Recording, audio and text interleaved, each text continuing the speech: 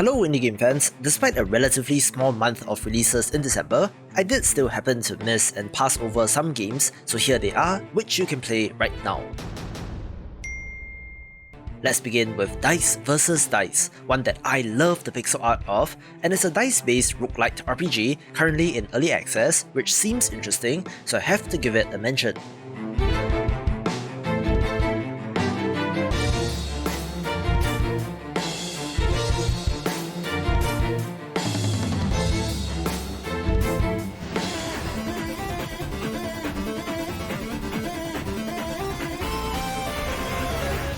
I love my roguelite platformers, where there were a couple of underrated ones in December, with Inverse Evolver being the title of interest here.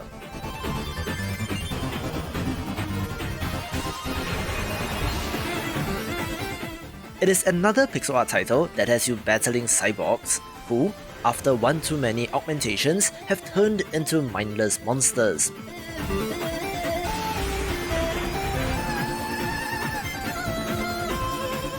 The way that this game combines the various upgrades, Binding of Isaac style, looks very neat, so I wish the developer all the luck in early access.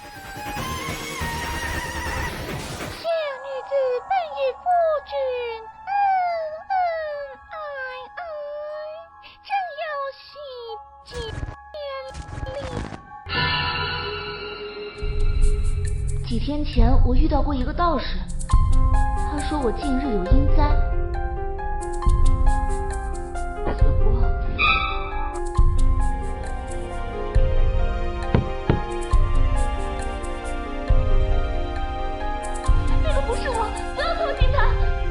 If you have not experienced Chinese horror movies and love that sort of thing, do go and track some down, but a game with a similar creepy vibe is Paper Bride, one that is based on some very traditional motifs, but interestingly, it's a point-and-click adventure game of sorts with puzzles, but do expect your usual lot of jump scares and the like.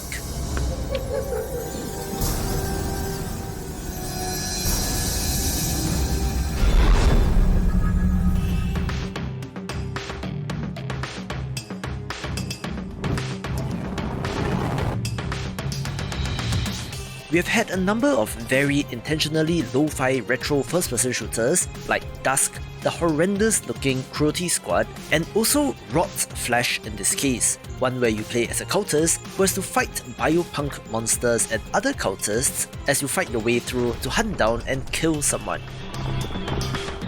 It has you killing enemies and harvesting their organs to be used as an upgrade for yourself, which is messed up, with a literal finger gun in this game as well, but people seem to like it, so perhaps check it out.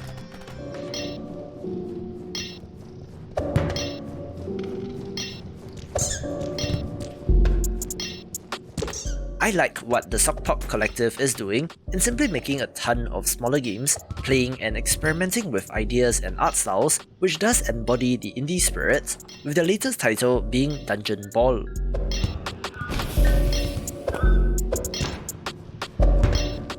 This is a roguelite first-person shooter, only you're using dodgeballs to attack your enemies, where enemies play by the same rules and can pick up the ball if you miss and throw it right back at you, looking pretty cute and clever.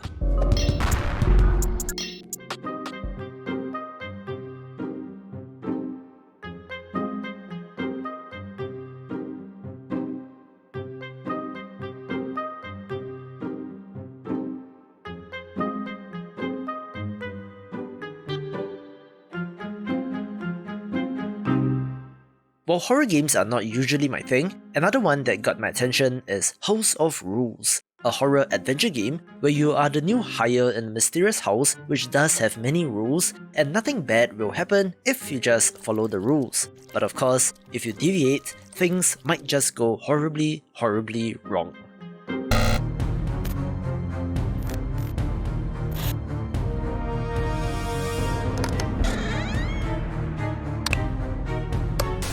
While it does also look like an RPG Maker game, like some of the games covered in yesterday's video, the creep factor is there with the atmosphere and designs, so if you love this genre, be sure to pick it up.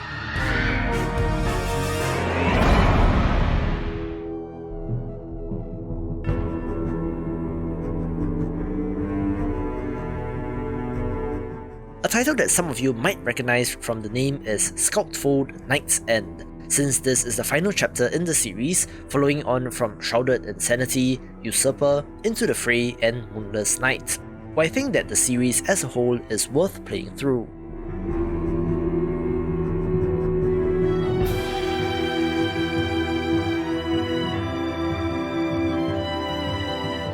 This game in particular is a pixel art turn-based RPG with overworld exploration, which is very different from the other games, and I find it very interesting that the developer chose to experiment wildly with genres across this entire series, so of course I have to give this a mention.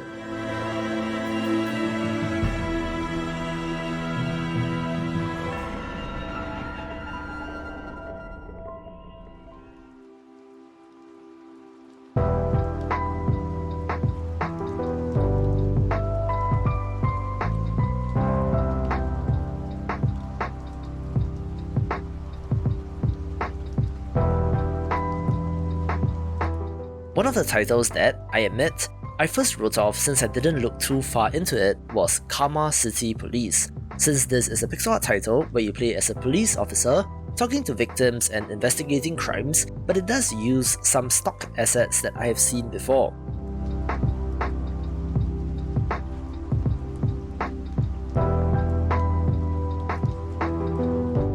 However, where it gets wild is that this has pinball combat for some reason, making it a very interesting mix of genres.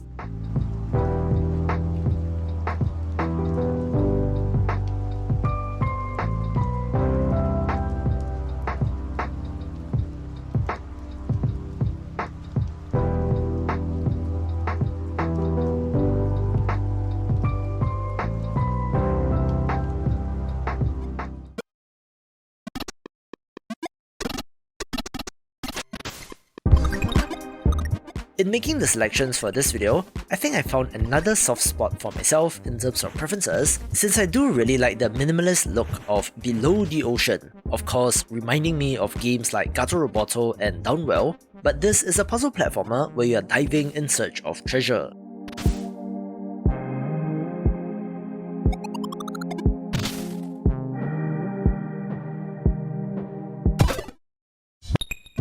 Your oxygen line can be used for a variety of things, including as a rope to swing off or a slingshot, where the physics looks interesting since it is all supposed to be underwater, looking like a smaller title worth a play.